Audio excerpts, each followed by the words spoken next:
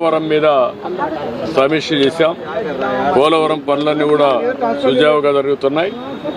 ఇది 2027 ఎండుకంతా కూడా పోలవరాన్ని పూర్తి చేయాలని ఒక ప్రాజెక్ట్ కింద పెట్టుకున్నాం. అదే మరి ఇది ఫేజ్ 1, ఫేజ్ 2 కూడా ఏ విధంగా తీసుకుపోవాలనో అప్రోప్రియట్ టైంలో దాన్ని కూడా కేంద్ర దృష్టి తీసుకొస్తాం. అదే సమయంలో నదుల అనుసంధానం కూడా ఆంధ్రప్రదేశ్ రాష్ట్రం చివరి రాష్ట్రం. సముద్రంలోకి పోయే నీళ్లు కానీ రాష్ట్రంలో ఉపయోగించుకోగలిగితే కరువు లేకుండా చేసే అవకాశం ఉంటుంది. దానికి కూడా ఏదైతే పోలవరం నుంచి బనకచెర్ల వరకు ఏ విధంగా తీసుకుపోవాలి దీనికి కేంద్ర సహకారం కూడా అడిగాను.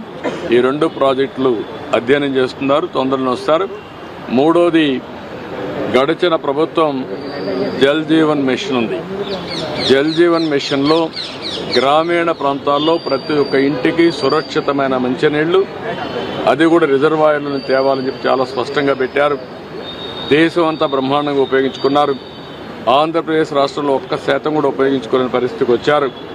దీనివల్ల 27,000 కోట్ల రూపాయలు శాంక్షన్ చేయించి అది కూడా బోర్ల ద్వారా నిండిస్తానే పరిస్థితికి వచ్చారు. దీనివల్ల చాలా నష్టం వచ్చింది. ఒక యూపీలో ఇప్పటికే 52,000 కోట్ల రూపాయలు జల్ జీవన్ మిషన్లో ఖర్చు పెట్టారు. కొన్ని రాష్ట్రాల్లో పెద్ద ఎత్తున ఖర్చు పెట్టారు. గుజరాత్ లాంటి రాష్ట్రంలో ఇంటింటికి ట్యాప్ ద్వారా సస్టైనబుల్ వాటర్ ఇచ్చే పరిస్థితికి వచ్చారు. ఆంధ్రప్రదేశ్లో మాత్రం పూర్తిగా నిర్వీర్యం చేసే పరిస్థితికి వచ్చారు. అయితే ఇటీవల కేంద్రం ఏదైతే ఈ స్కీమ్ ఉందో దీన్ని రివైజ్డ్ గైడ్ లైన్స్లో 2028కి పూర్తి